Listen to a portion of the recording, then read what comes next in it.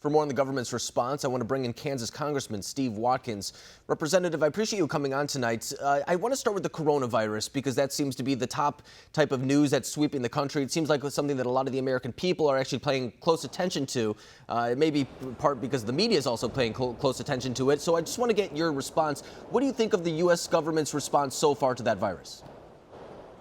The president's taken decisive action, and he's established a task force, putting the steady hand of Vice President Pence in charge, and he's asked for $2.5 billion in a proportionate amount, and he's going to get it at least.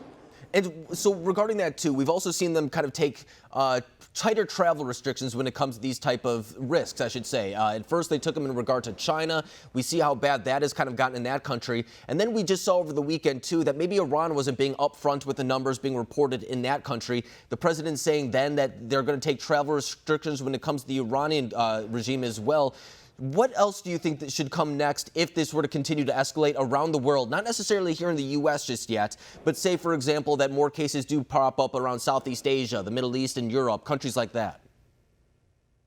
Listen, the president took decisive action early. I mean, he established travel restrictions from China back in January, and he took a lot of criticism for that. But I think that we're looking better because he did. Now what we're seeing are the government agencies, and I've spoken with them, CDC, FDA, NIH, as well as state and local officials, working together with industry to help create solutions with regards to detection, treatment, and prevention. And when it comes to this topic... And vaccination. That's a big one, too. And in fact, that's something that the CDC says we still might be about a year away. But the Health and Human Services Secretary, Alex Azar, says that, yes, that might be kind of the long term of that. So it's something that we're going to keep an eye on. But a vaccine still seems to be a little bit off. So for the time being, it's a little bit more about preventative measures. And we've seen the White House kind of say that they're looking to the southern border now, saying that they want to make sure that there's nothing coming in that may have a coronavirus outbreak. And this has been something that they've kind of pushed for a long time. Not just when it comes to the coronavirus, but just border security in general. Does this situation kind of make the point that Republicans have been trying to make for the past 3 years? Absolutely. I mean, we're reminded that the porous nature of the southern border also it affects us in a number of different ways. We're susceptible to virus outbreaks coming through that border. And so it's yet another reason to build the wall and understand that the porous nature of our border is also linked to our national health security.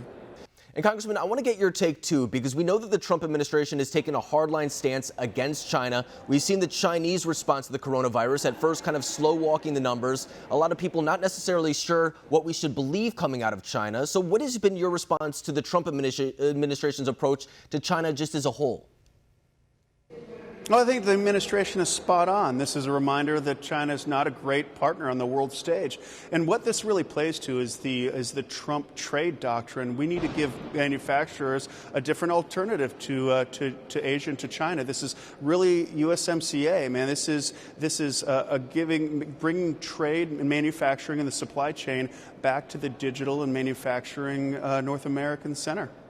And that's right. And that's a point, too, that as the Trump administration continues to make deals with, as you were saying, with Canada, Mexico, they're also making deals with India, Japan. They're kind of setting themselves up to be successful on many fronts as they continue with the trade war with China right now. Is there any reason to believe that this latest outbreak will affect that negotiation at all?